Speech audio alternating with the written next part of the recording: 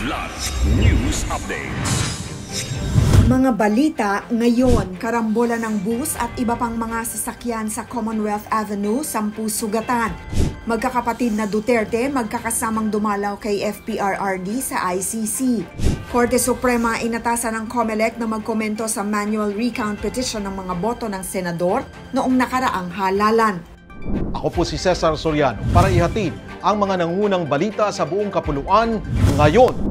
Hindi bababa sa 10 katao ang sugatan matapos araruhin ng isang pampasaherong bus ang ilang sasakyan sa northbound lane ng Commonwealth Avenue, Doña Carmen, Quezon City kahapon ng umaga, August 28. Ayon sa MMDA, alas 7 nang mabangga ng bus ang isang kotse, UV Express, 4 na motorsiklo at isang modern jeep bago sumampa sa Center Island ng MRT-7 construction site. Pumutok umano ang preno ng bus ayon sa konduktor. Naging pahirapan ang pag-rescue sa isa sa mga pasahero ng modern jeep. Pasado alas 8 ng umaga nang maalis ang nakaharang na bus sa kalsada na nagdulot ng matinding trapiko sa lugar. Magkakasamang dumalaw ang 4 na anak ni dating Pangulong Rodrigo Duterte sa kanyang detention facility sa International Criminal Court o ICC sa The Hague.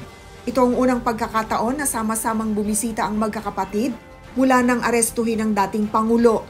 Sa larawang ibinahagi ni Davao City Representative Pulong Duterte, kalakip nito ang mensahe na umaasa silang muling makakabalik ang kanilang ama at magiging buo ang kanilang pamilya. Samantala, ayon kay Vice President Sara Duterte, personal na buhay at buhay ng pamilya ang kanilang napag-usapan kasama ang ama na anyay masayang makitang muli ang kanyang mga anak. Dagdag pa nito, hindi na pag-usapan sa pagbisita ang mga susunod nilang plano sa politika, ngunit masaya umano ang nakatatandang Duterte nang mabatid ang pag-archive sa impeachment case laban sa Vice-Presidente. Pinagkokomento ng Supreme Court ang Commission on Elections o COMELEC hinggil sa isang petisyon ng mano-manong pagbibilang ng mga boto para sa pagkasenador noong nakaraang eleksyon.